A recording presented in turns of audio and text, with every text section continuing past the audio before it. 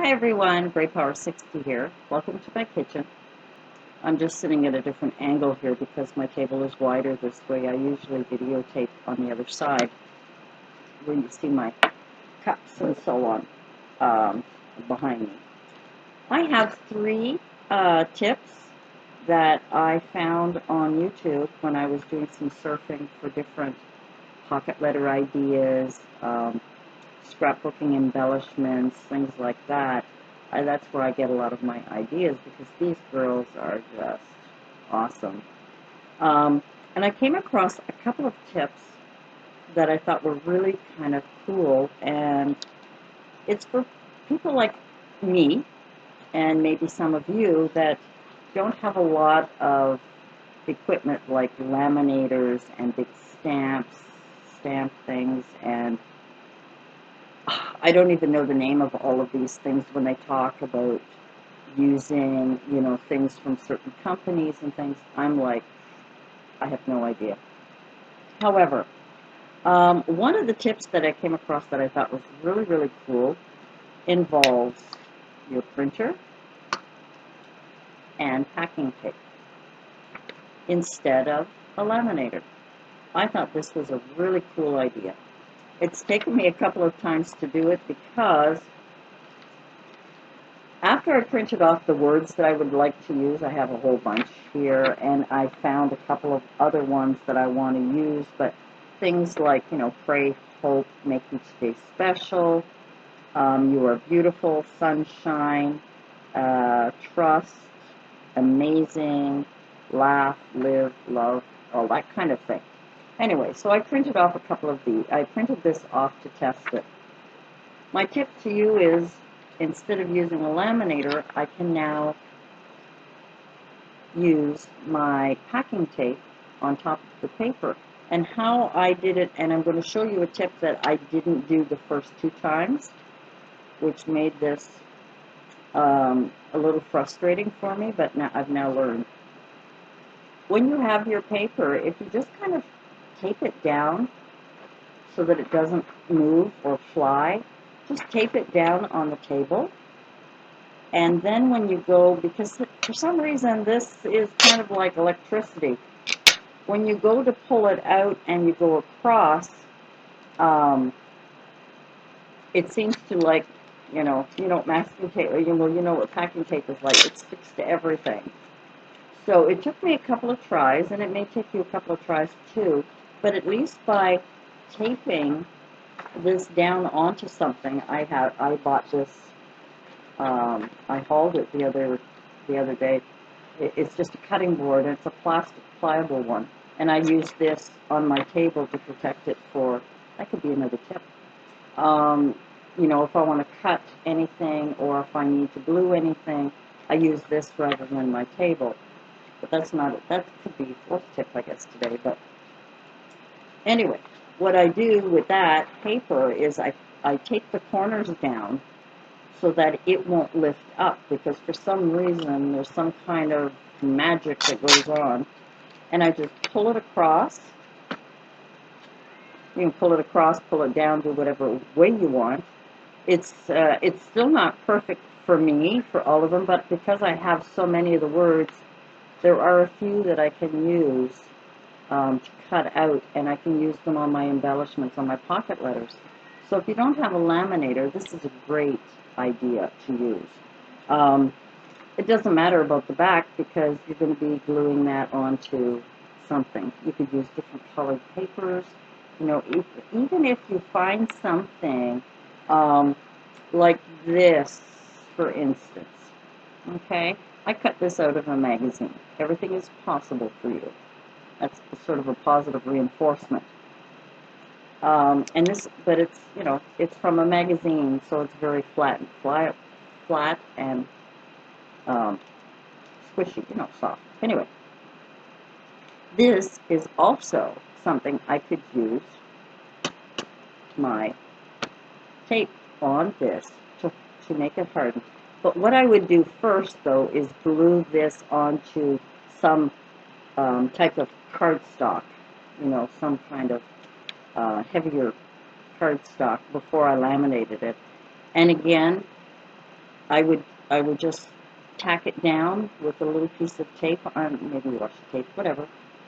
Tack it down onto something to hold it still so that when you're putting this on it, it doesn't ruin this after all the work that you've done. So that was one tip. For those of us who don't have laminators, but you want to have that finish that a lamination has or a protection, packing tape. And you can use it for so many other things, but I just thought this was a really, really cool idea. And not only can you use it for things like words, but you could use it for, you know, pictures of cupcakes. You know, if you happen to be printing these off and you want to use them as a sticker, you can do the same thing. It's wonderful.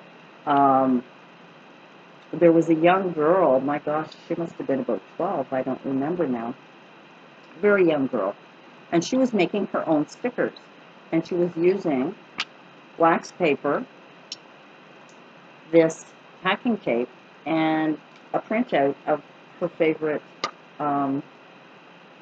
pictures, whatever it was. If she happened to be a Hello Kitty fan, if she printed off some of those, she might want to use those as stickers. Excuse me, I was a little thirsty. So that is my first tip. Using packing tape when you don't have a laminator.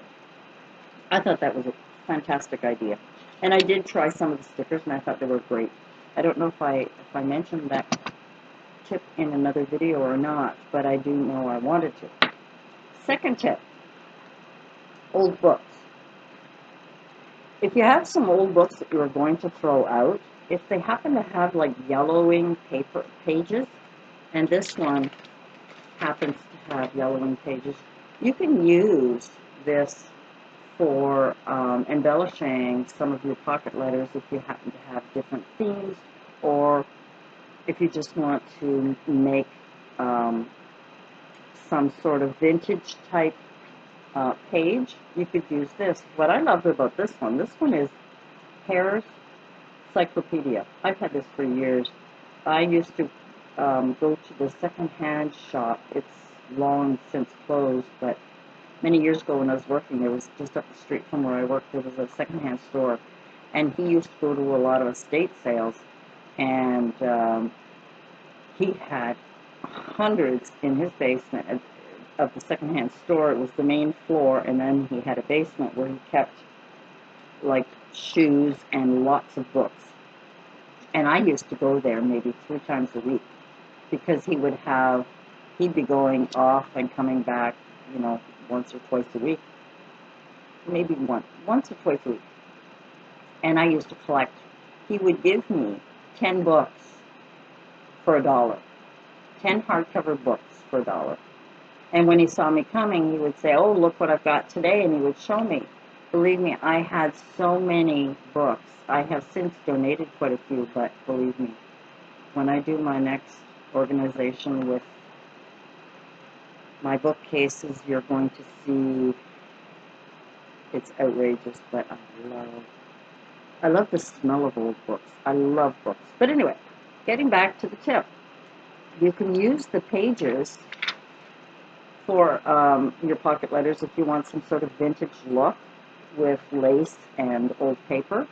But what I love about this is from Britain, by the way, is that it's got maps. Now, isn't that cool if you wanted to cut out pieces of a map to use for embellishing or using background or whatever of your pocket letters in, say, a travel theme? This would be really cool. Or some kind of, you know, coffees of the world, or, you know, crafts from around the world. You could use these parts of these little maps for different crafts. Anyway, I thought that was a really cool idea. And I just happen to have that particular book. I do have a couple of other books that I could use as well. But this one I liked because it did have the maps in it. It's got all kinds of encyclopedia, medical stuff. I mean, it's an encyclopedia. but it's a very old one. I didn't even look to see what year this was. Not that you need to know, but you know, I tend to babble on and I go on and on forever. It's the 65th edition. This one here, first publishing in 1897. I don't know when this one was published because it doesn't say on here. Isn't that weird? But maybe it's from 1897. Don't know. Anyway, that was tip number 2. Tip number 3. We're going to get to the fun part of I'm just so pleased about this. You guys may already know these things, but it's new to me and I get kind of excited. Remember when I hauled the modeling clay? I had a purpose in mind for it, and it wasn't only until after I had finished my video on the haul, I read on it, this modeling clay will stay soft and pliable as long as you keep it wrapped, and it'll do that for quite some time. I'm not sure how long. If you leave it out, it will dry right up and really is not pliable anymore, and you know, you don't want to do that. Then I cut out a piece of cardboard to sit it on, because as you can see, and that's just from one day, the imprint, it's kind of a greasy, waxy feel. The purpose of this, which is what I should have said in the first place, is when you're creating and painting and gluing and having fun with your paper clips, sometimes you need a place to put it so it can dry. Isn't that a great idea? I picked this up at one of the girls. This is not my idea, definitely. This is something I picked up. And then these other clips. That's a little mini one.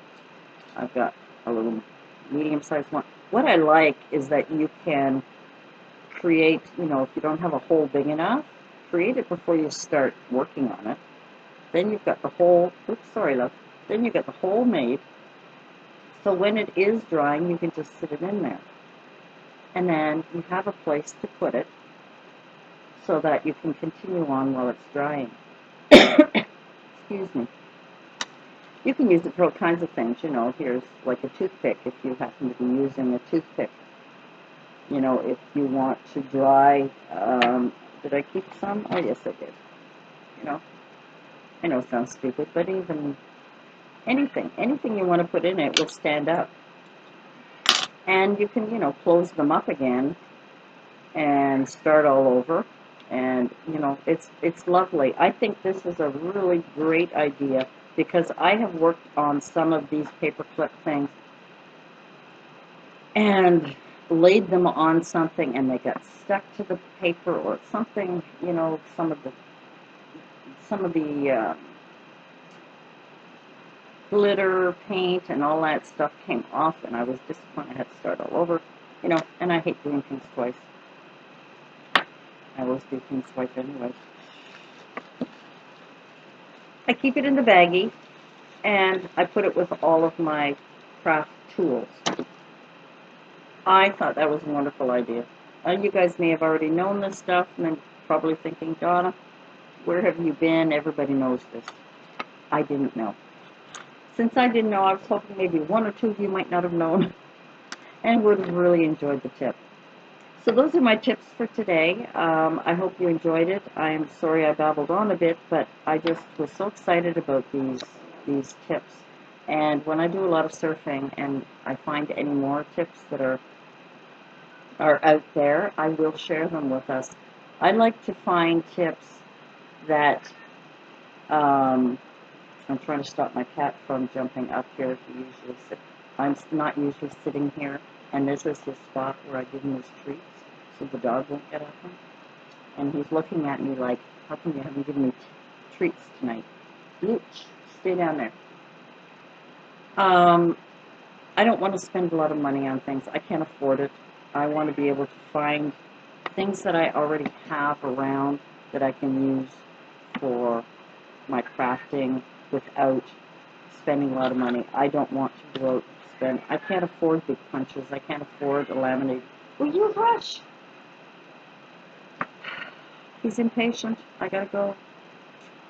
Thanks for stopping by. If you have any YouTube sites that you know about that I haven't seen with tips, share them. I really would appreciate it. I love to find little tips like that to help us create more and have more fun with things that we already have and don't have to go and spend a lot of money buying equipment.